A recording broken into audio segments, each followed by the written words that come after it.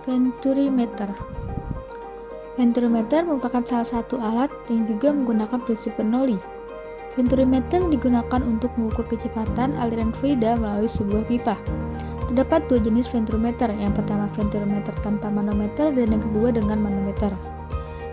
Venturi tanpa manometer. Alat ini bekerja dengan mengukur tekanan di bagian pipa yang konvergen.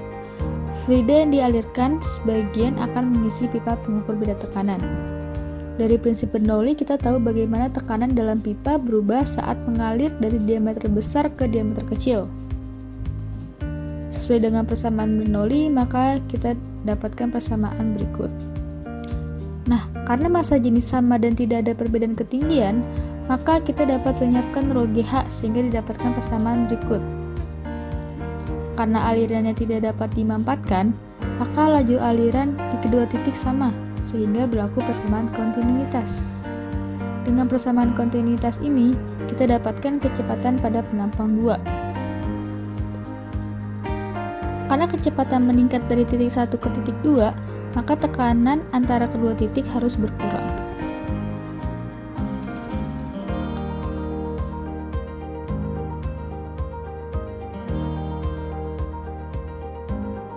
Perbedaan tekanan P1, P2 juga sama dengan rho GH. Karena massa jenis fluida sama, maka rho kita dapat lenyapkan. Sehingga didapatkan nilai persamaan dari V1.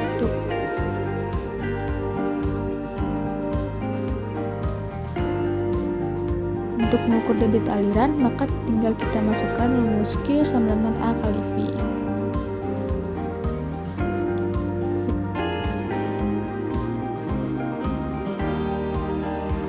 Yang kedua, venturimeter dengan manometer.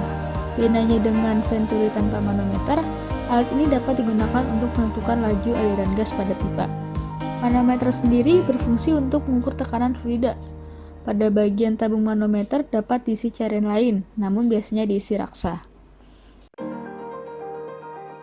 Jika fluida mengalir melalui venturi, maka raksa akan bergerak sehingga ketinggian raksa di sisi kiri dan sisi kanan berbeda. Selanjutnya, kita analisis manometer terlebih dahulu. Perhatikan cairan biru di dalam manometer. Cairan ini dikelilingi oleh udara sehingga terdapat tekanan atmosfer dari segala arah. Karena itu, tekanan pada titik hitam ini sama dengan tekanan atmosfer. Lalu, bagaimana tekanan pada bagian bawahnya? Tekanan pada titik merah akan lebih besar dibandingkan tekanan atmosfer karena adanya penambahan massa jenis yang berbeda. Sehingga tekanannya adalah tekanan atmosfer ditambah dengan tekanan pada ketinggian dari permukaan fluida, di mana rho adalah massa jenis fluida dalam manometer.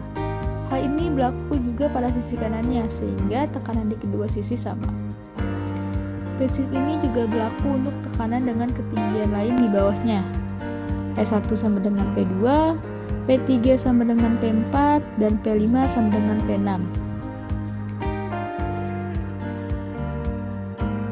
Prinsip ini berlaku asalkan dihubungkan dengan fluida yang sama atau kontinu dan kedua titik harus terletak pada bidang horizontal yang sama. Selanjutnya, bagaimana dengan tekanan dalam fluida dengan multilayer? Berbeda dengan sebelumnya di mana P1 sama dengan P2, fluida ini tidak kontinu atau sama antara titik 1 dan titik 2. Karena kedua titik harus terletak pada bidang horizontal yang sama, maka bisa kita buat P3 sama dengan P4 karena mereka masih dihubungkan dengan fluida yang sama.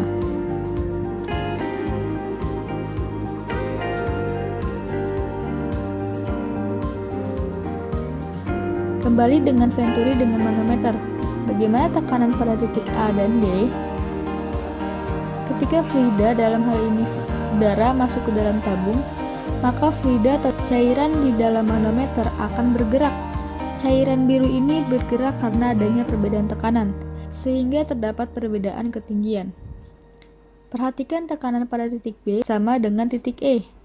Hal ini dikarenakan fluida kontinu atau sama dibandingkan dengan titik C, sehingga tekanan B sama dengan tekanan E. Dengan tekanan B adalah tekanan A ditambah dengan tekanan ketinggian AB dan rho adalah massa jenis udara.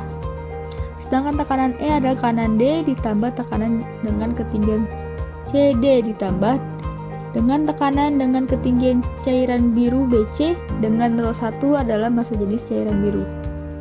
Sehingga didapatkan tekanan antara titik A dan D.